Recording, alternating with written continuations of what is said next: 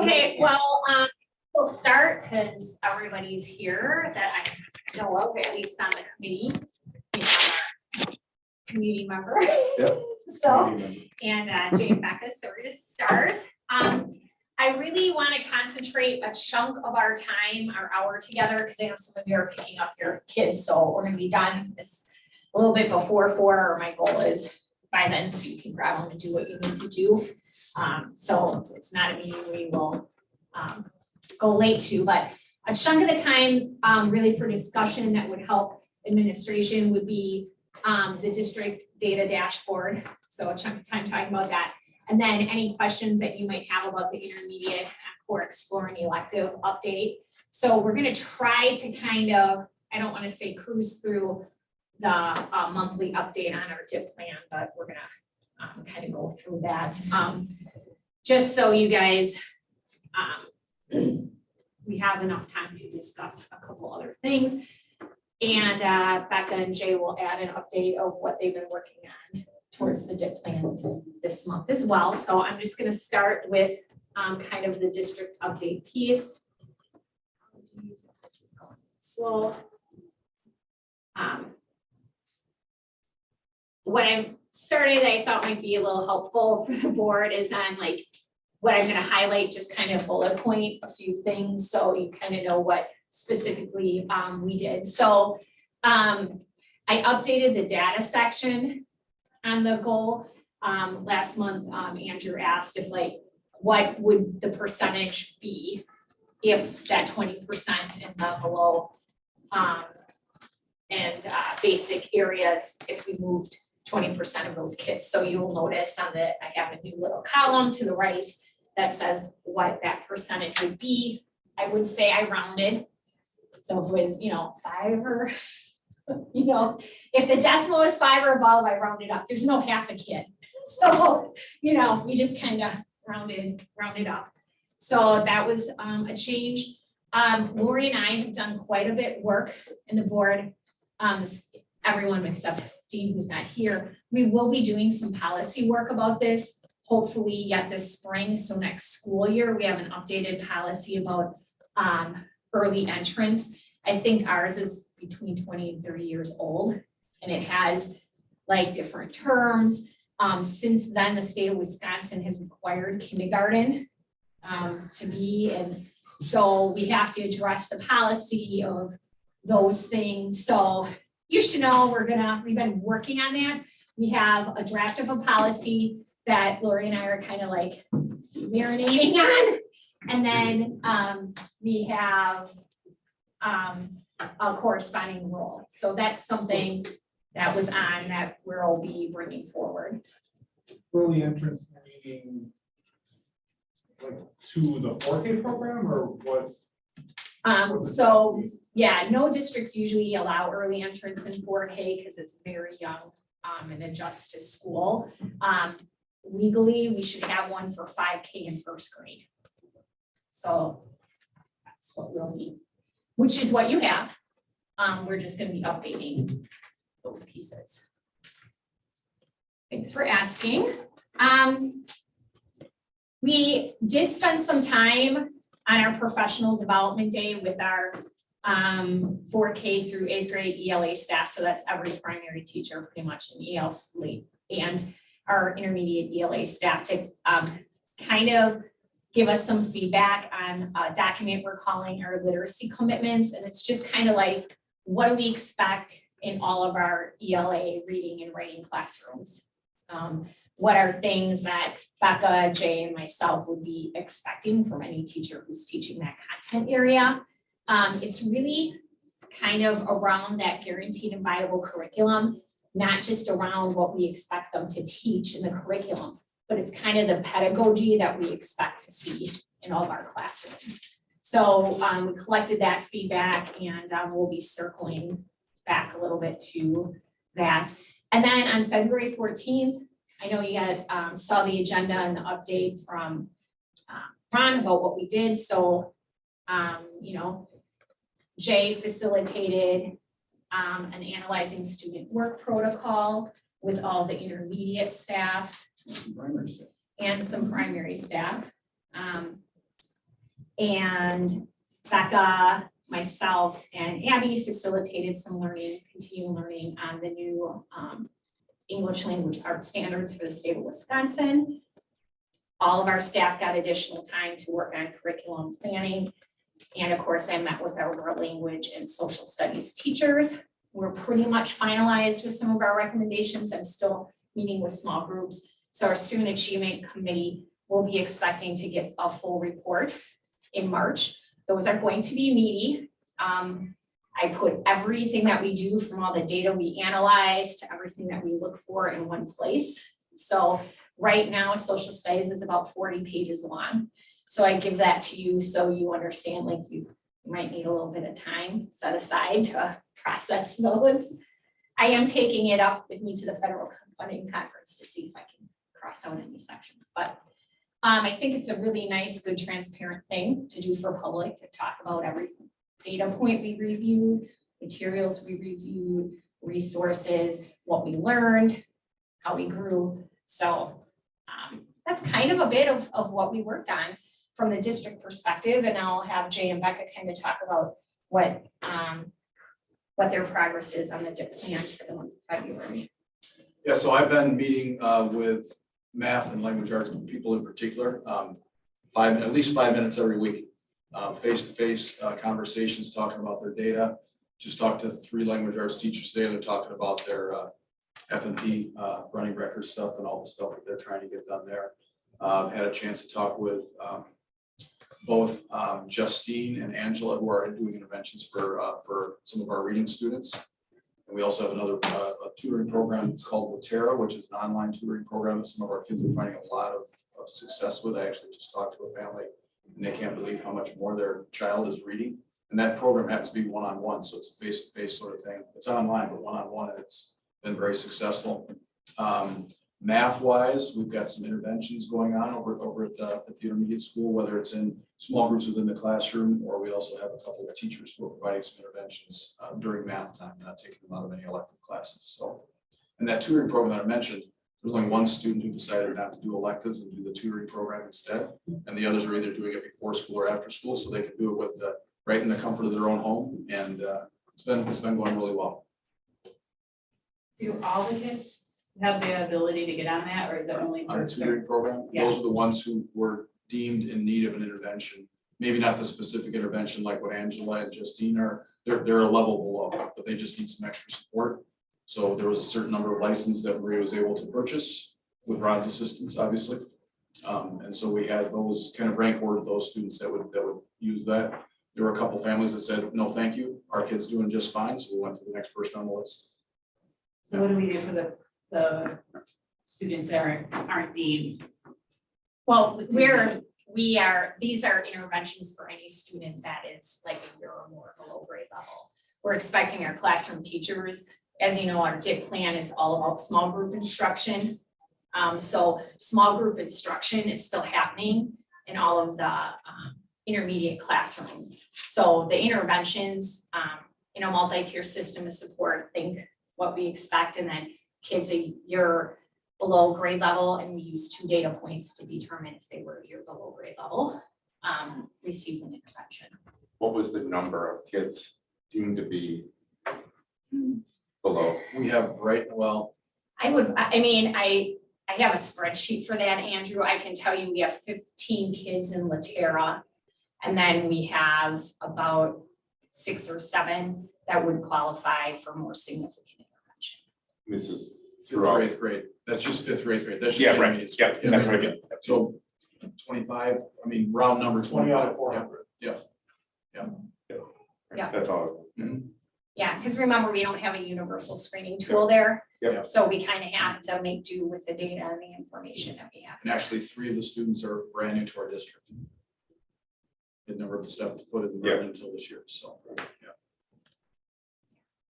I'm just a little confused on that. Like, it's great that we have the interventions for the people that we deemed that, but what about the people that aren't there? Like, how do we push them to go farther? So that's through the small group instruction that we talk about. So that's, Lindsay, every day a teacher is meeting with a couple small groups of students every day, no matter if they're above level, on grade level, below grade level. Those below grade level struggling students still get to meet with their teacher in a small group setting. Every kid gets that. That's how we, to be honest, that's the main way that teachers move kids in reading is through small group instruction. And that's at primary and. Yes. When I do those 5-minute meetings, we're talking about all the groups and how it's going with each one of the groups. I just want to make sure we're not Mhm. always focusing on one group. Yeah. And then Nope, missing another. nope, every kid gets small group instruction. I was just highlighting the extra support for the kids that are more than a year behind. Mhm. But all the other kids. All the still other get kids are support. still getting Yes. small groups or individual, Right, but my point is that we're not giving bonuses to the other kids, like we're only offering it to one, and I get that they might need that extra support, but we're not offering it to all students, like if they wanted to move up from one level to the next level, like the parents wanted to push them to the next level, we're not offering that to everybody, it's just only one group we're looking at. Well, not through tutoring. My belief with continued training and growth is our teachers are moving their kids through small group instruction from moving. And once we have a universal screening tool, we'll be able to see how that growth is going in there. And they also do running records at the primary multiple times a year to make sure that kids are growing in reading or adjusting their small groups. And that's all kids again. So we absolutely expect to grow all kids. I constantly hear how we're always looking at the 20, whatever percentage that we deem that, and I Yeah. just worry that we sometimes miss the middle kids or even the high achieving kids, because we don't give them extra resources, we're Yeah. always spending our money on other resources, Yeah. so. No. We spend the vast majority of our money on the middle kids, right? How do you feel that way? I feel like all the extras are never for the middle kids. They just Yeah, get but what's the the- bear. Everybody gets the same amount, and then the 20% or whatever the percentage is, we The- focus on that. The problem we have as a district is we're data poor. Without a universal screener to be able to do that. And if you just look at our test scores, they're unfortunately, the lowest scores that we have are at the intermediate school. Okay, so I'd say, So- are we just focusing on, the more I think about this, is the more I feel like we are focusing on a certain group and we're missing the other group. And that's maybe because we're also focused on moving our test scores too. Because the easiest group to move is usually the lowest group. Well, the expectation is that in a grade year's time, you move a grade level up. Yes. Right. That's the expectation, and so that's the 80% of a teacher's job is moving, the grade level kids up a grade, or the on grade level kids up a grade level. That was a sentence. Then there's the kids who are not yet on grade level, and our goal is to move them up 2 grade levels in a year, ideally, so that by the next year, now they're on grade level, right?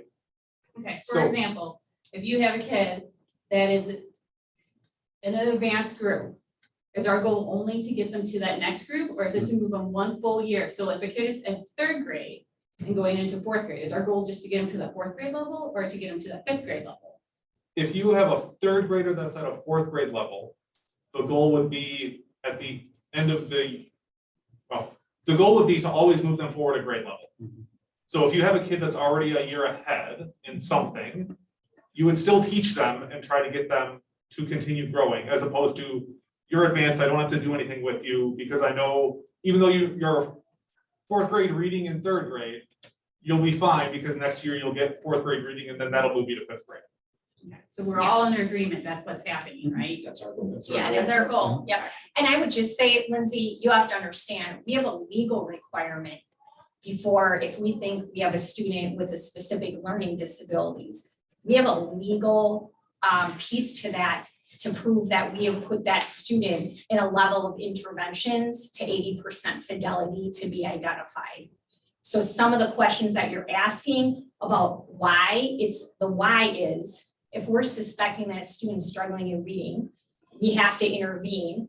And depending on how that intervention is working, we identify we might change intervention, we might change frequency, but that has to be documented. Every student that goes through an IEP process in any school district in the state of Wisconsin has to have 2 interventions. So if you want to know why we're focused on that, it's because we need to be if we suspect something.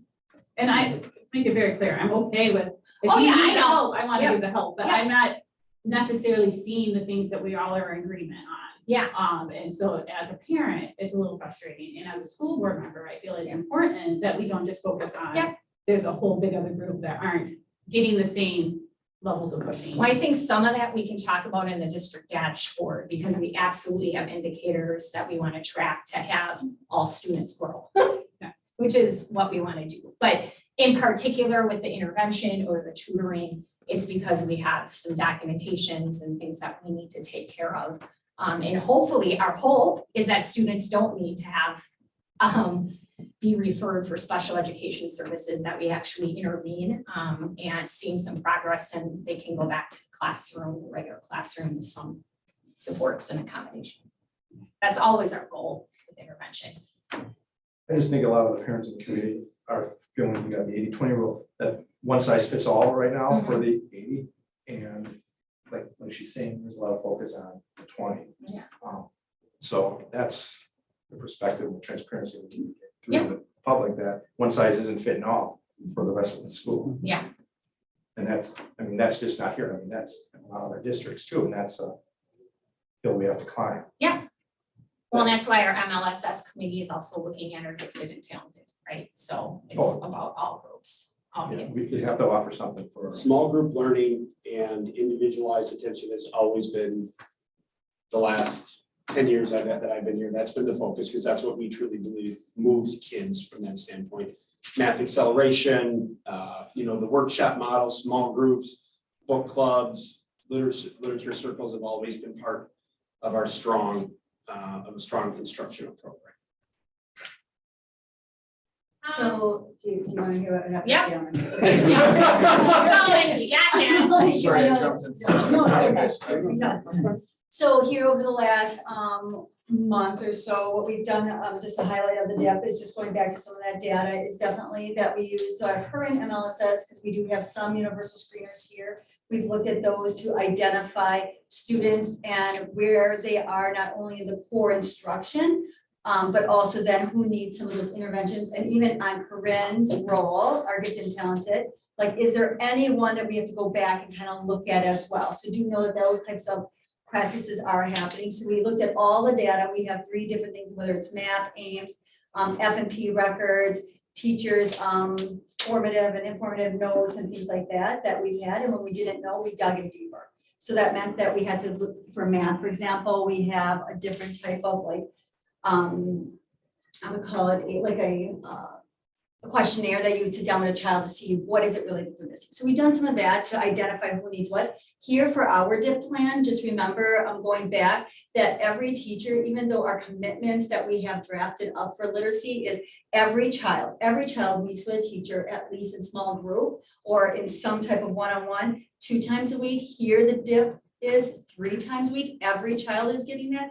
And then if you're a child that needs something, a significant differentiation, so if you think of it as differentiation, then it would be 4 times a week that we're doing that. So every child has that happening. That's rigorous on our staff and making the plans to come up with what do they truly need to make that work. So we've done that. We've also then sat down and we looked at the data universally, just like as a group of students. So if I'm looking at my 1st grade group, just saying as the core classroom teachers, what are we noticing? And then broke it down by teachers, what are we noticing of each other? Kind of really structuring a PLC to look at data. And then even at the BLT, our leadership team to look at data universally as the building. So we've done some of that. Today, if you came here a little early, on Thursdays, we do all of our team meetings that we are looking at those small groups. Jay talked about is 5 minutes. I've met with everyone on their SPO. Where are we at? What are the strategies that you have been working and what isn't working? We have identified students across the board, like who's made a year's growth in a year's time and who's on track. Because at the beginning of the year, I sat down with teachers saying, so if this child's reading at this level, what's a full year's growth? Because kids come in at all different levels. And what's the midpoint track to say we are on track? Because we don't want to wait till the end and say, hey, did we get there or not? we can already start looking at different measures. So we re-looked at all that, readjusted and did some of that work as well. So that's where we've been working a lot around looking at the data and really talking about it as a team and then putting in those specific, like Ron said, those personalized plans around the small group or one-on-one learning.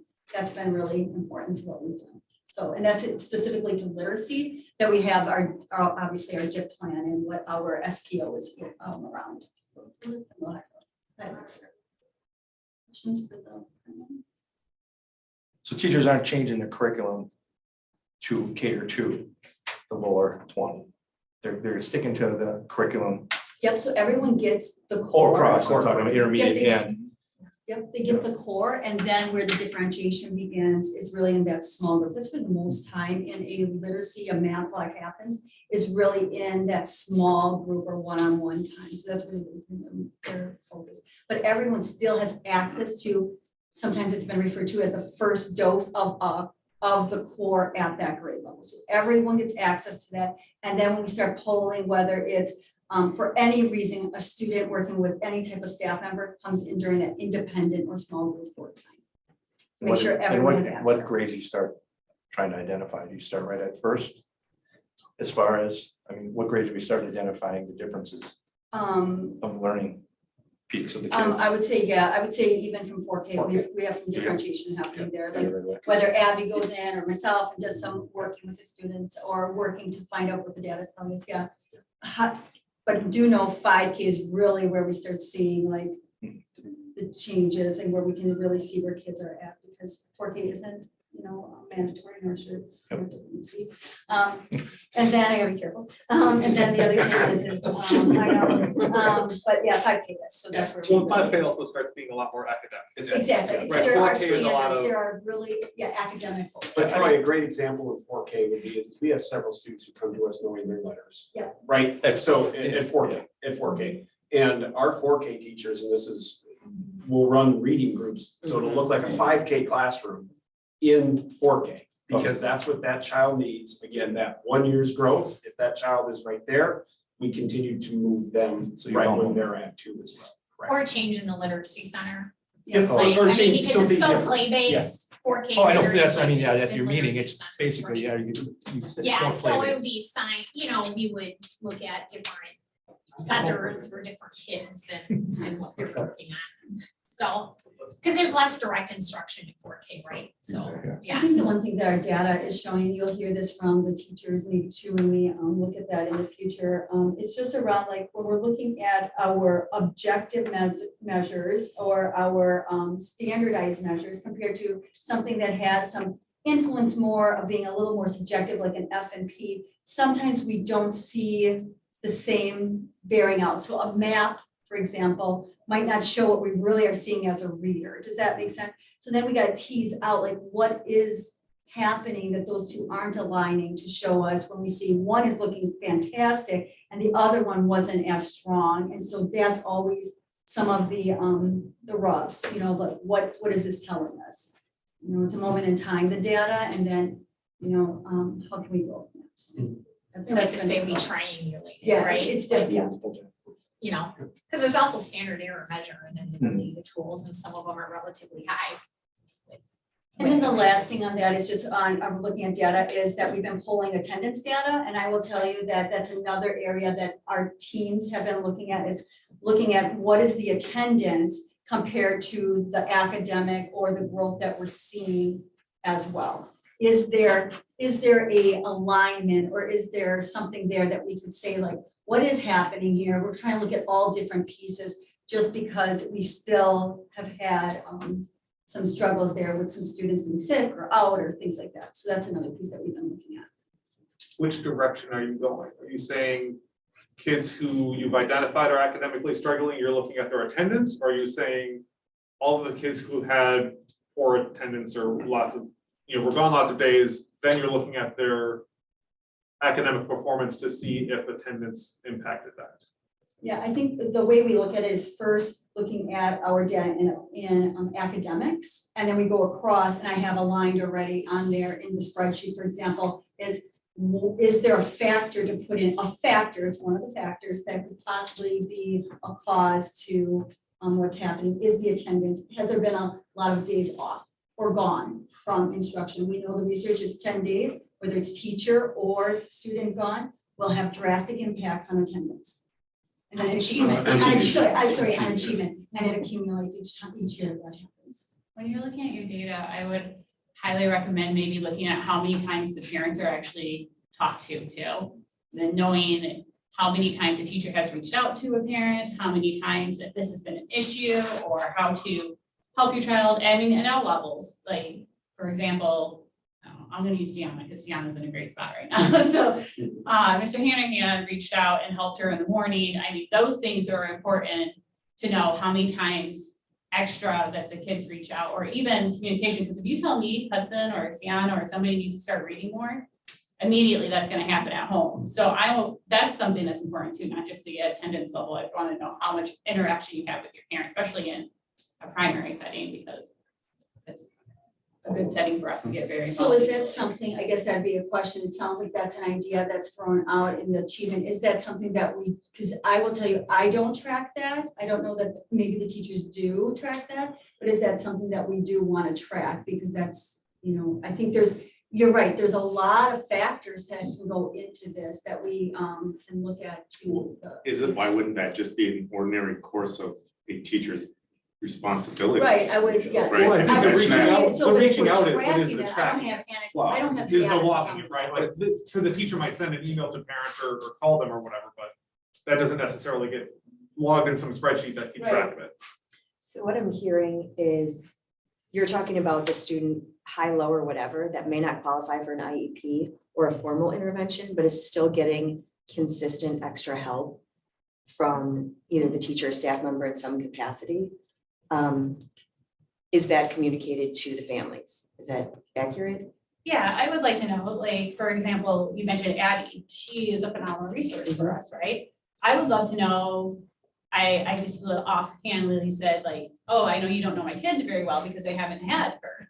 But that's something that my kids could benefit from. Abby is a great resource. So it would be nice to know that we are using our resources for everybody. And I'm not just saying the Kent kids are fine, they'll be fine with me teaching them at home. However, I think all kids should have the right to the resources that we're providing. Yeah, and I guess it depends on how, But like, that's the difference between equal and equitable, right?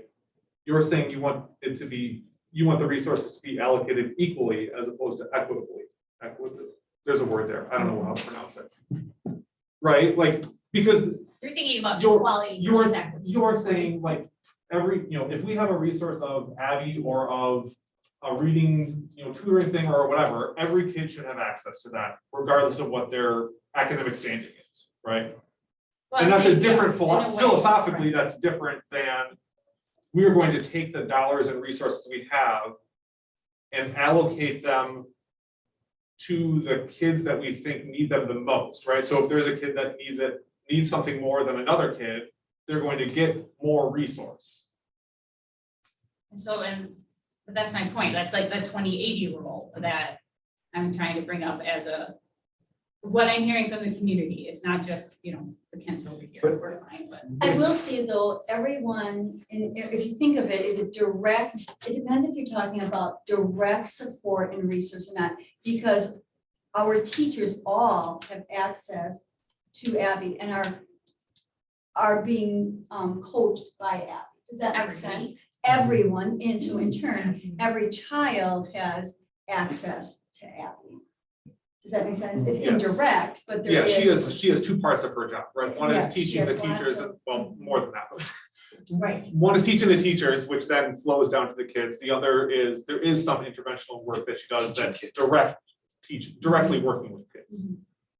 But wouldn't having the 20, the 80 doing tutoring stuff, would that not even benefit them since they're already at their grade level already, so. Well, would this that- particular tuning would not, because it's. Exactly, well, that's what I'm saying, built because for- they're Right, asking if it's that's not built for available. Well, and the for other everybody aspect else. is Right, like, but And I'm that would saying, like, benefit, Right, but like, if 80. Hudson is at this level, I always use Sienna, if Sienna's at this level, I wanna know if Sienna's going up to the next level, even if it's already above above the level of fifth grade. Yeah, so, Right, I think it's like a good segue kind of to the district dashboard, so because, if you guys don't mind, I do want to get to the last two things and give a packed March, and it's coming quick on the 14th. But I think, Lindsay, like, we do feel the exact same way about wanting to ensure that every student grows. And if you look at our other report card growth measures, that is one area in particular that Merton can improve on. So, yes, we're doing small group. Do I think it's, are we gonna continue to professionally develop our teachers so that time becomes even better with what we're doing? Right before I came, we bought a really good resource to help support that small group instruction time in reading. And, we're working on building teacher capacity at developing, small group instruction better, because that really is the mechanism to grow all kids. Because it's very unique to the child's, abilities, needs. And it's not just in guided reading, which we're used to with our real littles. It's not just in conferring, but it's in something called strategy groups. And that's a little newer of a concept here in Merton. We've been kind of using it. Now we're really trying to help teachers. And once we get a screener and some additional data, that can help drive that time even more powerful, I think, in the future for teachers. So they know where to kind of like snip the time in. I just want to, on the memo, I kind of bolded the bottom here. I kind of put like our, our mission up there, what our goals are as a district from our last strategic plan. But I really would like the Student Achievement Committee to provide feedback to administration about how you feel about the significance of having all of our 3 goal areas being tracked. In particular, because, we've talked a ton about academics since my time here for a lot of good reasons, but we also really want to also think about that curiosity strand that we have, that socially emotional growth strand that we have. So I'm just going to kind of talk through what this data dashboard was kind of organized at, and then I'm just going to listen and collect some feedback. This first section is really some of the key academic performance indicators. You'll notice if they're bold, they're research-based. So maybe the board will remember back way September, I think, in a board meeting, I kind of gave the college career and readiness thing, like, where does the research say over time that if kids are proficient at this, they do well? So you'll see those are in bold. NP means that potentially is when a new program would be implemented. I wanted the board to kind of understand that, because that can make a difference to what our data kind of is. So baseline would have been from last board test. These are all, this top is directly related to the state test. Our next section is accountability report indicators. I would say these are the things that become the most public outside of our forward scores, and that's related to our district and school report cards. And then the next one is a report that you might not even know the school districts get, but if you don't do well on it, it becomes very public, which is our federal identification rating from the Every Student Act accountability report, which kind of just marks and makes sure that we have the best quality teachers and staff, licensed, working with the right kids.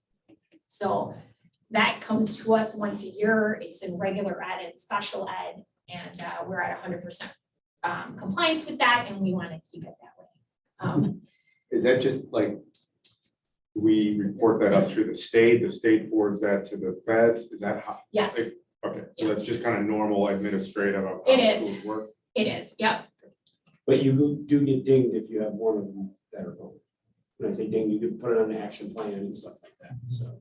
Yeah, okay. So I was a curriculum director when we had a school identified for not meeting those needs. We report on a correction action plan. You work very tightly with DPI to remedy the situation and action planning to move forward. So not something I wish for us to. Yeah, right.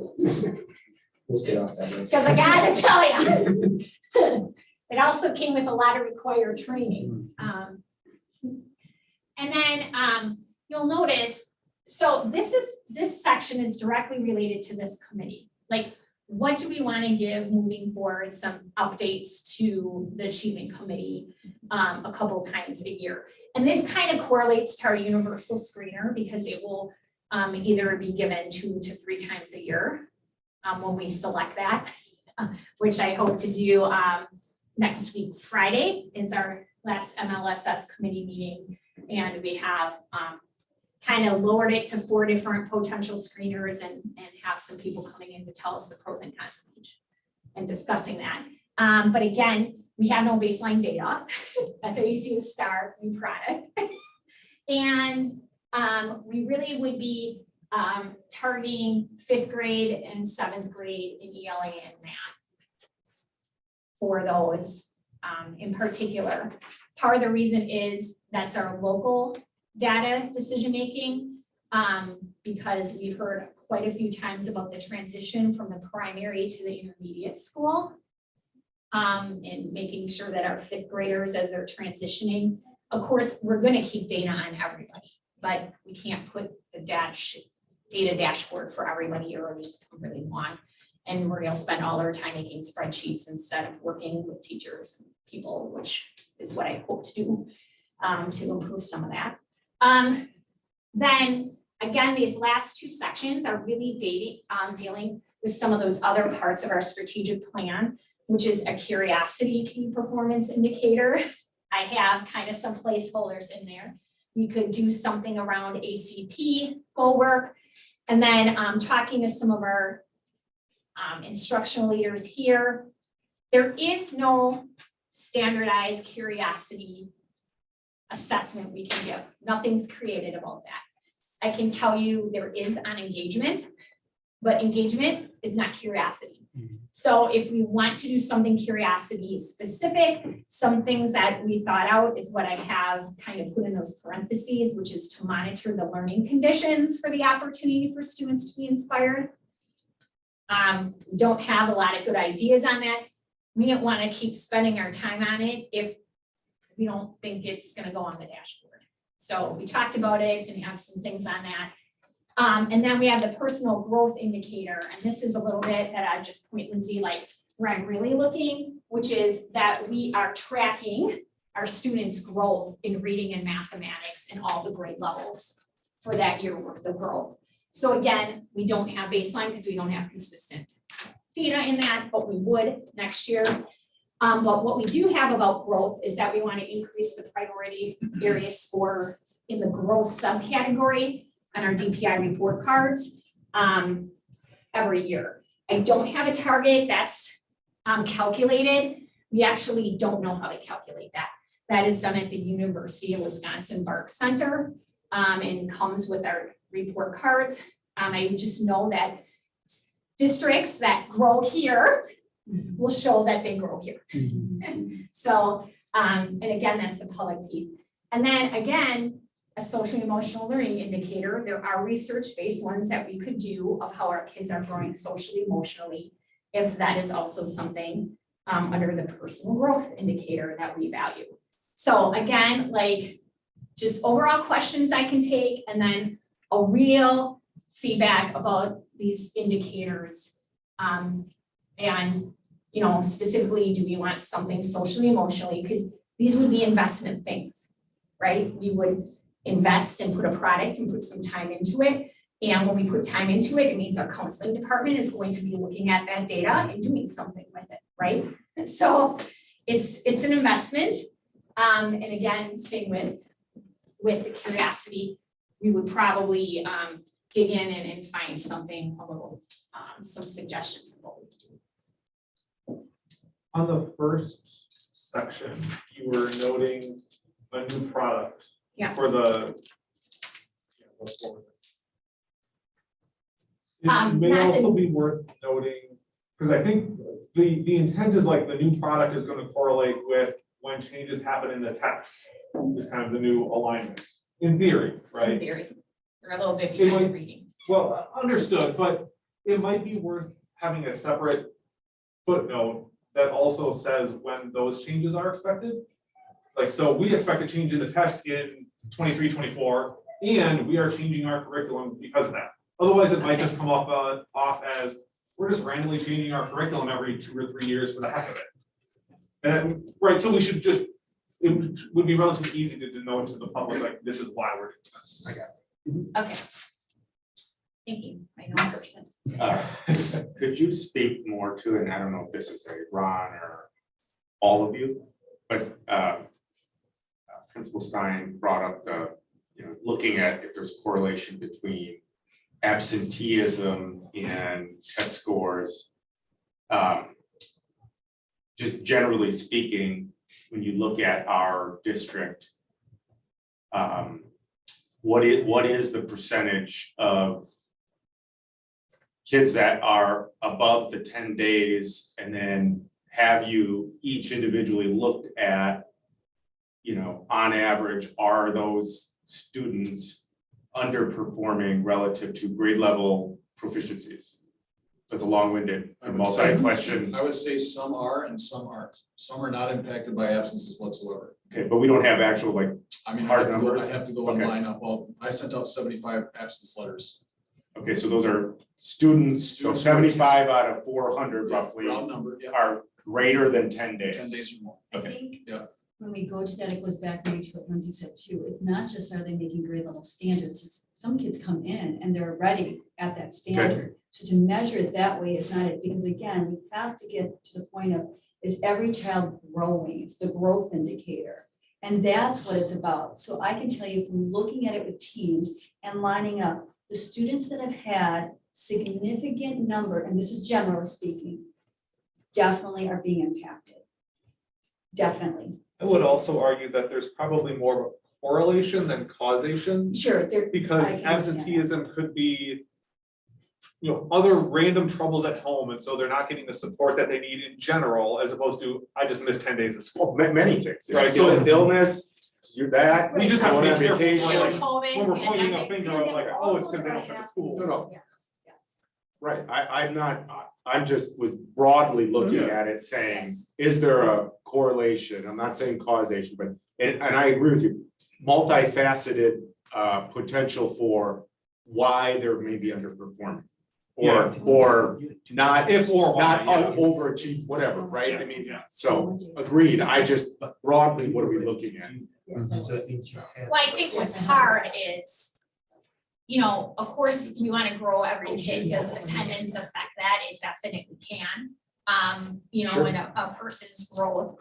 From the state perspective, I believe that attendance was waived in the pandemic on this report card. It's my understanding in past district and state report cards, Merton has. In the past, we've got dinged quite a bit for when I say quite a bit, we've gotten some deducts in attendance. Because attendance used to be one of the indicators on the report cards. And our number one indicator pre-pandemic was vacation. That the number one reason for people being absent was vacation. Was vacation. As opposed to It's opposed to illness now, and then COVID hit us, and then that's why, it's really difficult to determine. Attendance patterns outside of, hey, we're going on vacation, which is, again.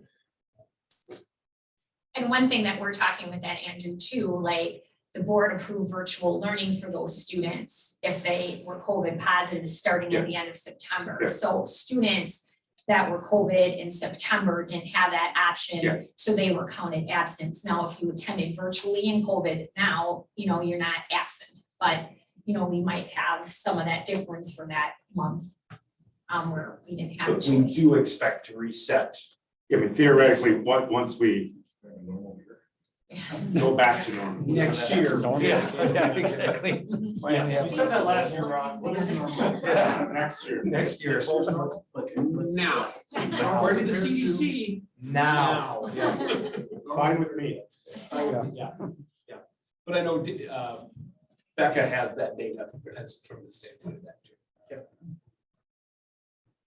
So I guess to your other larger questions, the second 2 points of curiosity and personal growth.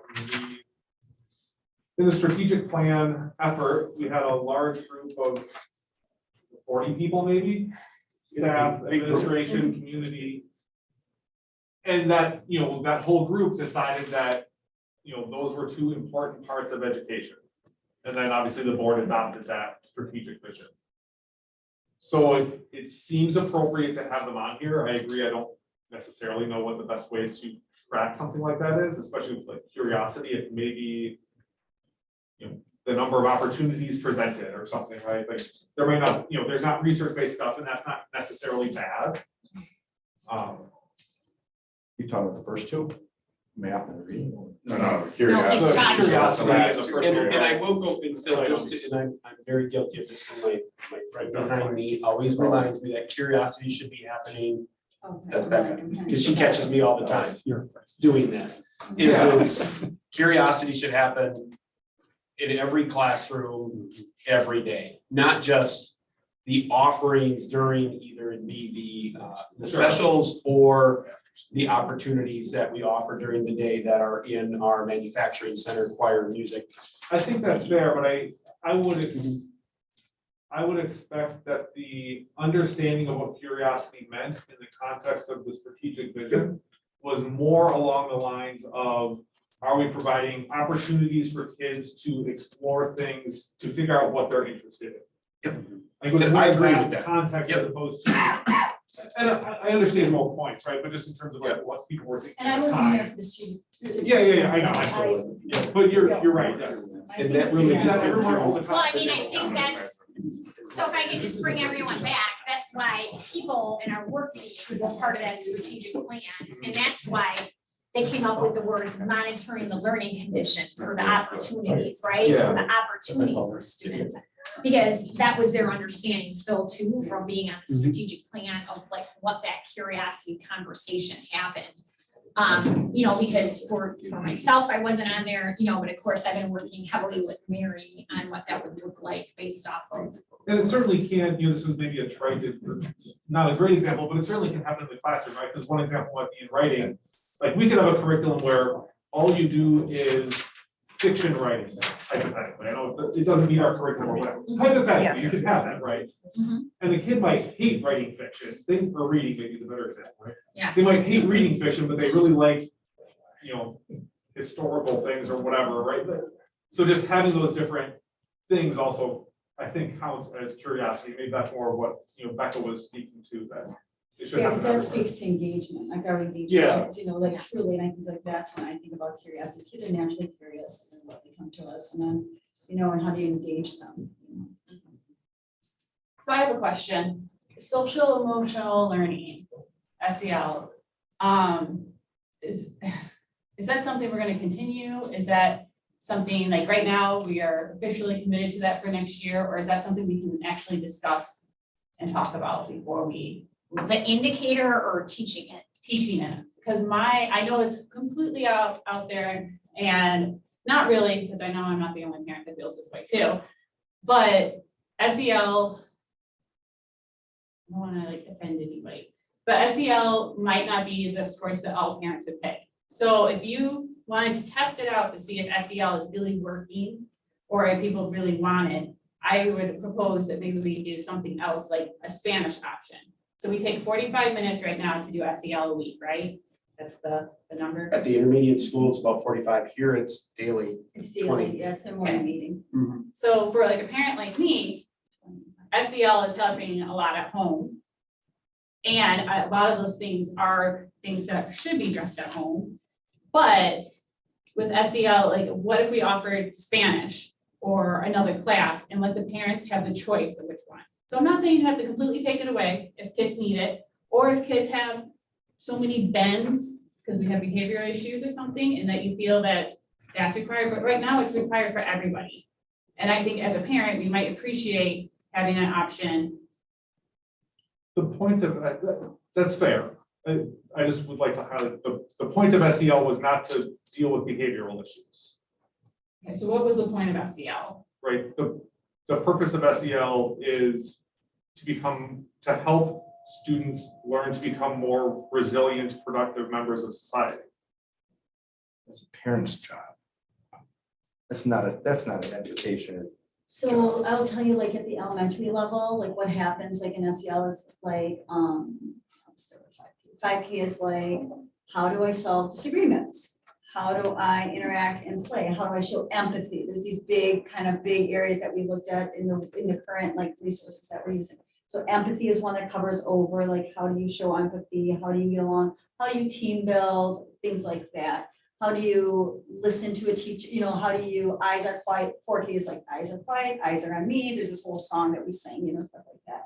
That's part of SEL too. So I think maybe narrowing down, my question would be is narrowing down, what are we talking about around SEL? Because you can't, there's no way to remove some of those things, you know.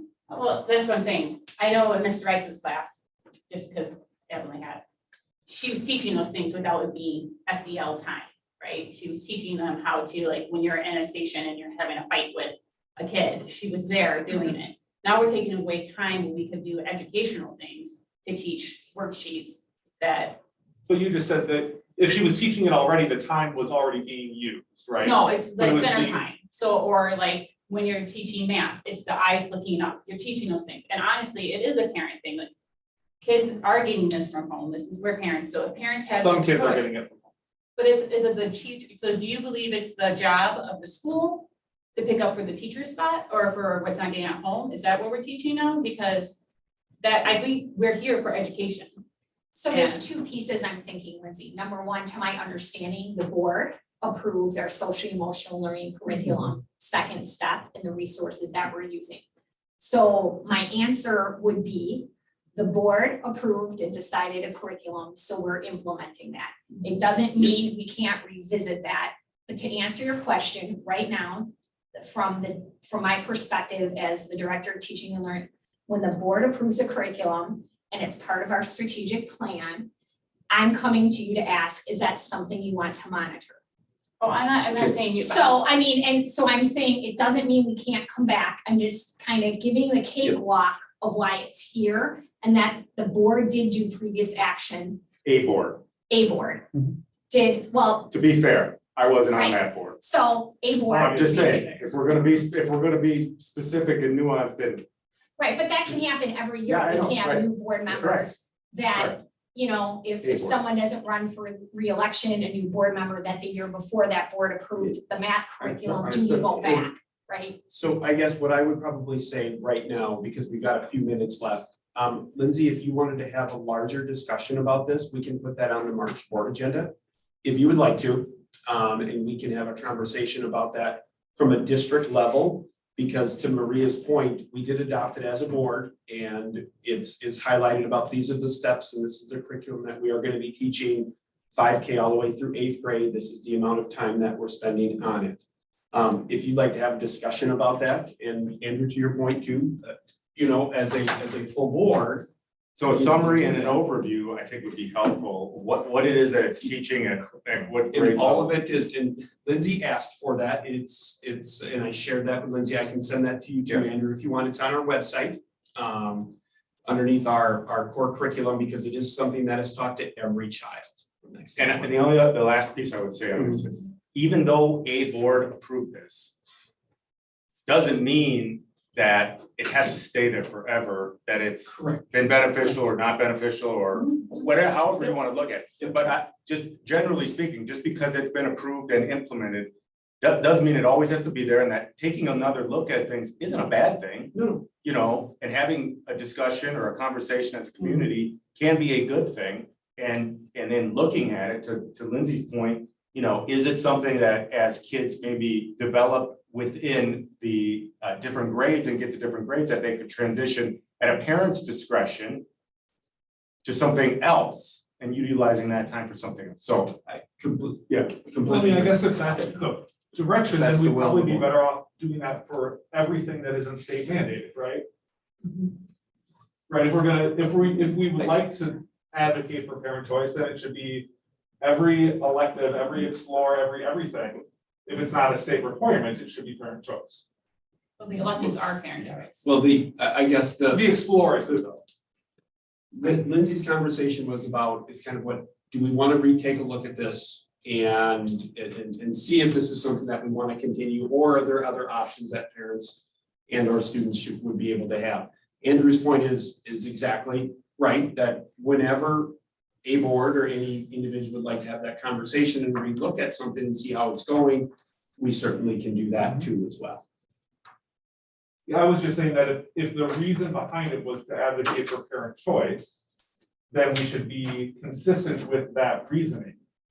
And give parent choice for everything. Yeah, I didn't hear that. I heard that could be a potential. There also is is it working, is it not working? Well, you know, Lindsay was just saying that parents should have the choice whether kids do SEL. That's what I was saying about parent choice. And, you know, Andrew, I would just say from the curriculum side, you know, we'll talk about it. I can definitely appreciate different boards. At the same time, if two board members don't like a math program, we just invested, I'll make something up, $90,000 in with training. And we're always re-looking. I feel like that's why we have a data dashboard, because if something isn't working, we would see it and come to you with how we want to revise it. And to your point, Lindsay, we don't have data on how second step's been working. So the question also can be how we know, because in most cases, curricular-wise, as you'll see in my board report, like we should be looking at data over time and saying, is what we have adopted meeting the needs of meeting the standards? So So I only brought it up here because I thought that's when the board decided it was in student achievement. I might have been wrong about that. I didn't know it was actually appearing in Excel. Yep. I thought it was developed in student achievement and that's how it got to. It was. So that's why I Yep. brought it up here. Yep. yeah, Not to hijack your meeting. no, that's fine. No. You know what, Lindsay, it's all good because we're learning together. I can only answer like, that's why I did the cakewalk. Like from my perspective as a curriculum person, I follow board approved things and we measure things accordingly. So that's gonna be my answer when it is. How much Are you money is thinking being that- spent on the SEL? I don't know, that was before my I'll time, pull it I up. would have to pull with that. So getting back to your original question about what Mhm. what do you want us to ask you? Yeah. And staff to track? I think we need to be realistic in what we're asking and what we're gonna be tracking and how we wanna be allocating our resources, because our, time is a finite resource. Yeah. So how much, just so if you scroll the top box, what are we talking about as far as time allocation for just tracking that alone? I will tell you, regardless if the board approves this dashboard or not internally, it will be absolutely the measures that this Okay. director of curriculum instruction will be tracking, along with the expectation of the building principals. Okay, What I wish to do is to be very transparent about the work that we're gonna do as we're trying to move forward with our improvement work. okay. That's my answer. So like if we were voting on this, I right now wouldn't be advocating for focusing your attention, Jay's, Becca's, or staff on anything truly below that, not because I don't value it, but because I think a lot of it is subjective. And we've talked a lot with our staff and through the development, like if you're working here and you're part of the Merton community, you're aligning with, our mission statement. So if you're intentionally aligning with it, that should be authentic in your everyday work. So it felt, to me at least, it feels a little forced to be monitoring curiosity. Like, because that's part of what we're saying we're trying to do every day anyways. So I'm not saying, like, I think it's a good thing because, and then that's the other side. If you don't monitor something or if there's no accountability, does it actually happen? So I see both sides, but and this is, I'm thinking obviously out loud, but it's just, I don't know how you would effectively do that because a lot of it's subjective. my comment would be on the first box there. We've got our baseline and then you've got a target there for 2024. I think, we'll get a better sense at where we are this year at some point here. I think the goal, at least in my mind, on all of this is an incremental off the baseline and then an aspirational goal, I think is important to do, but, I'm not looking for us to go from, let's just pick one, the math proficiency, 8th grade, 53% to 65% in 1 year, or, 80%, like incremental, as long as we're moving the needle up higher, and our students are becoming proficient at a higher percentage than 53%. You know, I think we need to just focus on just incremental and I think at some point with changes in curriculum, more targeted professional development, better data analytics to be able to help our teachers and administrators target things, whether it's the 80% or the 20%. I think all that wave will just naturally, I think, improve things above and beyond kind of incremental stated goals. And I think, but having an aspirational goal, I think is important too, whether that's 8 out of 10 or 9 out of 10, whatever it is, I think that's important.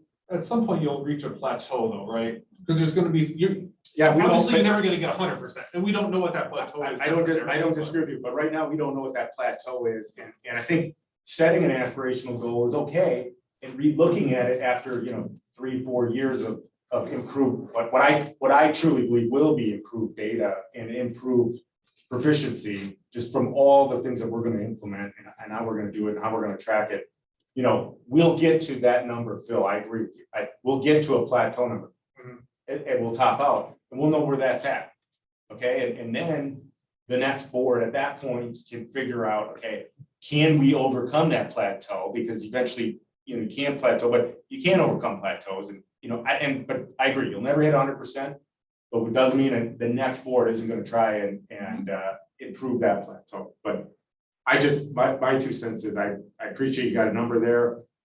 As a board member, as a parent, these next few years, I'm really just focused on just let's incrementally grow this. Doesn't have to be leaps and bounds. I think, great if we can, awesome, but incrementally would be a better direction than where we've gone in the last few years. And then let's just build upon that. Each year we build upon that. Okay, so we're out of time. We didn't get to our last agenda item, so that will be first up on our March 14th. It's coming up really quick. So I'm just gonna say, I will try, if you have specific questions about this last agenda item, if you could contact me, so maybe that would help clarify questions ahead of time. And that part can go faster, because again, we have kind of some bigger reports coming up in March that I know are gonna be kind of maybe time intensive. So anything that you might have comments or questions about that, let me know. I will just kind of say, please look at that document of, I really spent time with the Arrowhead guide. And the idea in the Explore and in some of our offerings is that kids have experiences to the electives and the offerings at Arrowhead High School, so they can make some great decision-making when they get there about what kind of experience they want to have from high school. And that's kind of why it fits with our ACP work, because we're preparing them for finding their passions and things that they like, so they know what they can take with the awesome 10-period day at Arrowhead, because they can take quite a bit of the elective options if they so choose. So just think about that lens when you're looking at that. So, you see a computer science offering, because we didn't have a required computer science class for all kids, although we had it in some elective places, a biomedical class and some of those other things. So anything that's kind of like in their elective wheel, our kids will leave here with an experience with. That's kind of what it was. All right. Thank you. All right, Thank you. guys, have a good Thanks, day. everybody. Thank you. Enjoy your weekend.